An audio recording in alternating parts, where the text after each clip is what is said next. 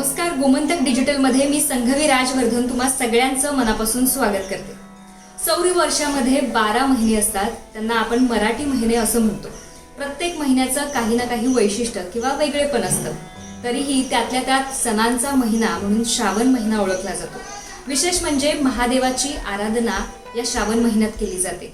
या महिन्यात गोडधोड पदार्थांची रेलचेल सुद्धा असते, त्यामुळे श्रावण महिना प्रत्येकाला आवडतो।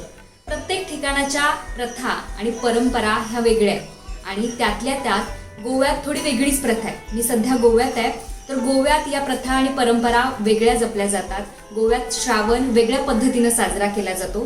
तर श्रावणात गोव्यात रविवार आणि सोमवार हे दोन महत्त्वाचे दिवस असतात। तसे सगळे महत्त्वाचे, पण रविवार आणि सोमवार हे 2 दिवस महत्त्वाचे असतात, कारण श्रावणात जो रविवार येतो त्या रविवारी आदित्य पूजन केलं जातं। आदित्य पूजन म्हणजे सूर्यदेवाची पूजा केली जाते, त्याला इकडे आयतार म्हटलं जातं। तर नेमकं आयतार पूजन कसं केलं जातं आणि त्याचं महत्त्व काय ते या व्हिडिओतून आपण पाहूयात।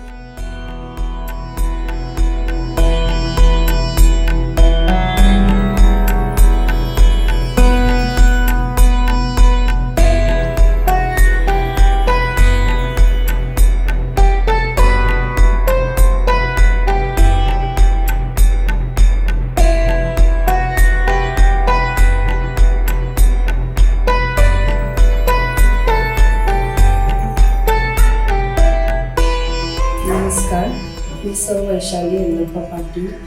मी गोव्याची मुलगी आहे आणि महाराष्ट्रात माझं लग्न झालेलं आहे आणि आता श्रावण महिना सुरू झालेला आहे। ते निसर्ग पूर्ण फुलून आलेला आहे आणि सगळं जीवसृष्टी आनंदित प्रफुल्लित झालेली आहे। आणि इथं गोव्यात श्रावण आयतारला खूप महत्त्व आहे।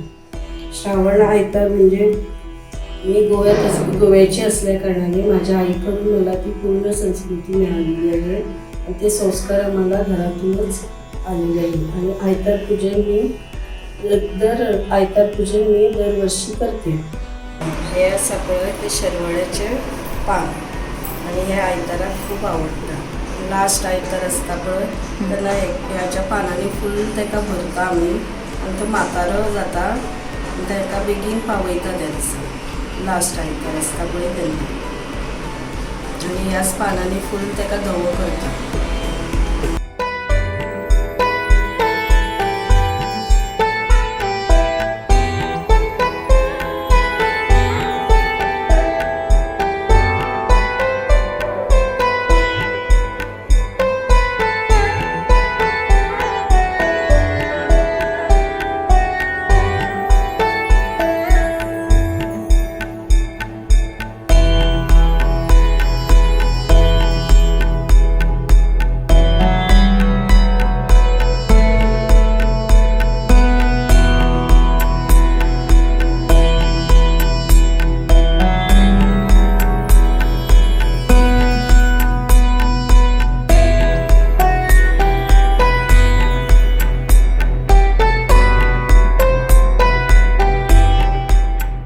त्यामुळे आज श्रावणातला पहिला आयतार आहे आणि त्याची पूजाविधी मी सुरू केलेली आहे। असे 4 आयतार येतात श्रावणी आणि 4 आयतारामध्ये प्रत्येक दिवशी प्रत्येक नैवेद्य वेगवेगळा असतो।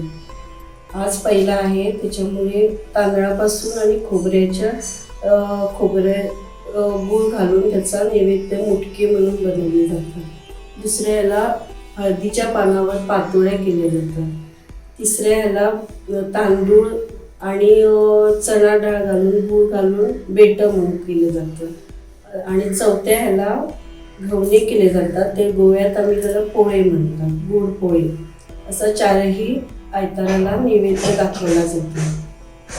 आणि निसर्ग पावसामुळे श्रावण महिन्यात पावसाळा सुरू झाल्यामुळे श्रावण महिन्यात पूर्ण परिसर हिरवागार झालेला असतो, निसर्ग पूर्ण फुललेला असतो आणि अशा या निसर्गाचं सौंदर्य जसं वाढलेलं असतं तसंच त्याचं श्रावणात पूर्णपणे माणसं इथे आनंद घेतात आणि प्रत्येक दिवस हा साजरा केला जातो। आणि त्याच्यात महत्त्वाचं म्हणजे आयतार हे महत्त्वाचं पूजन आहे। सूर्याची व चंद्राची पूजा करतात, त्याला हळदीनं कुंकू लावून वस्त्र घालतात, टोप्या घालतात.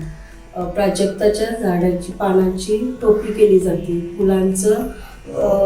फुलं घातली जातात.